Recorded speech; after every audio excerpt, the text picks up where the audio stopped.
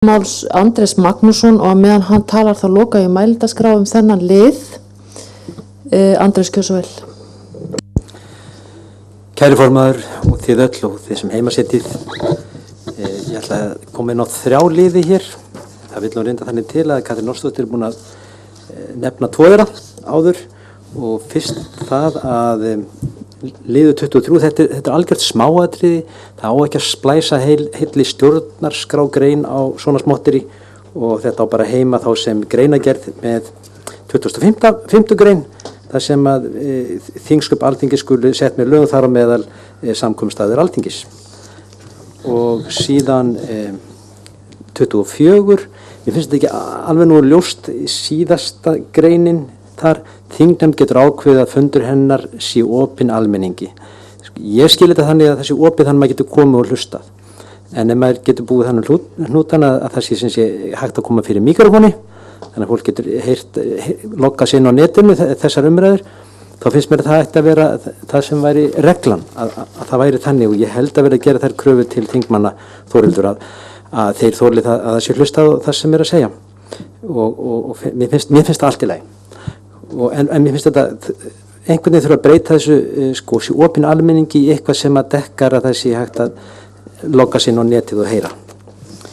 En svo kannski aðalatriði það er þessi 28. grein stjórnarmyndun og bara einhvers staðar verður maður að segja, ég veit að það á ekki við, en hérna, mér finnst að maður geti bara kastað þessari stjórnarskrá og tekið upp á svissnesku vegna þess að það er eina fyrirkomulagi þar sem frjálsborni menn eru.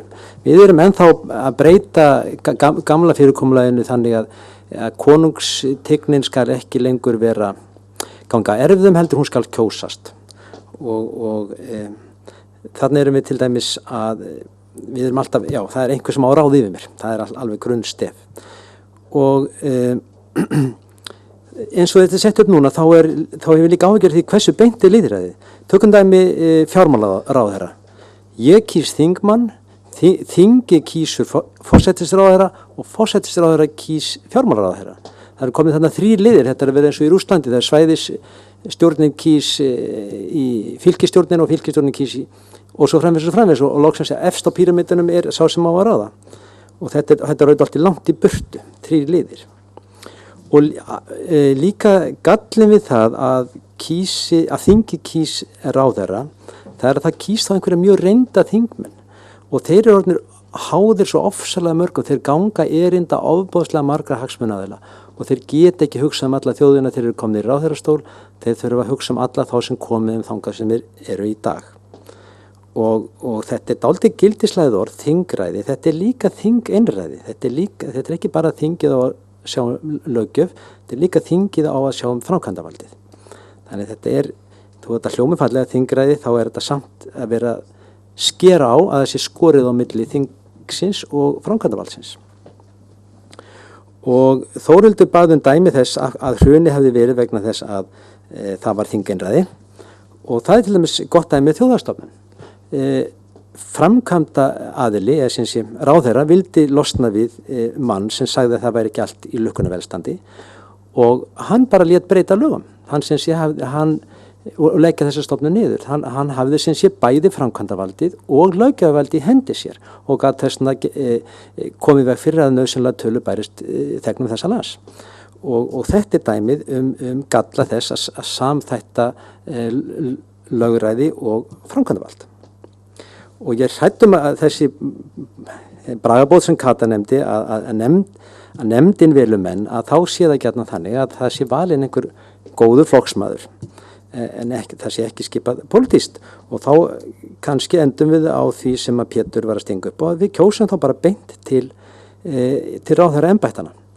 Það er ég er ekki hræddur við það að koma upp svona sterkur maður. Fyrst alveg verið búin að gera það fyrir það að ráðherra geti komið með frumvörp. Það er búið að taka mjög mikið af völdunum frá ráðherrum og ennþá betra væri ef hver ráðherra væri kosin fyrir sig og þá kæmi ekki upp þessi, það er verið að virkilega búa til ofsalega sterka mann með því að kjósa forsætisráðherra og hann kýs ráðherrana sína. En það hafa komið sem erindi hingað alls konar tillögur það að að við kjósum hvaða ráðherra hvert fyrir sig og það hafa komið útfæslur á hvernig það er hægt að gera.